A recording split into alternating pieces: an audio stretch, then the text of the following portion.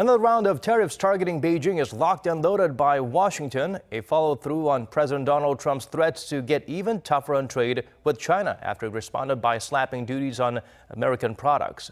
Mok-yeon starts us off with the battles in a war neither side may win. U.S. Trade Representative Robert Lighthizer on Tuesday released a list of additional Chinese goods worth some $200 billion that could be hit with tariffs of 10%. Lighthizer says President Trump ordered his office to begin the process in response to China's imposition of tit-for-tat tariffs of 25% on $34 billion worth of U.S. exports last week. China's most recent tariffs came a matter of hours after Trump announced that the U.S. was imposing its first round of 25% tariffs on $34 billion worth of imports on Chinese goods. The U.S. Trade Representative criticized Beijing, saying its latest tariffs are, quote, retaliation against Washington and that they lack international legal basis or justification.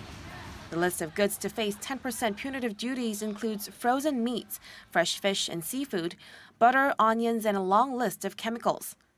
The latest announcement by the U.S. is expected to deal a big blow to Beijing, as these new tariffs would amount to nearly half of America's annual imports from Asia's largest economy. The USTR will begin a public notice and comment process prior to the imposition of the final tariffs, which could come into effect as early as September.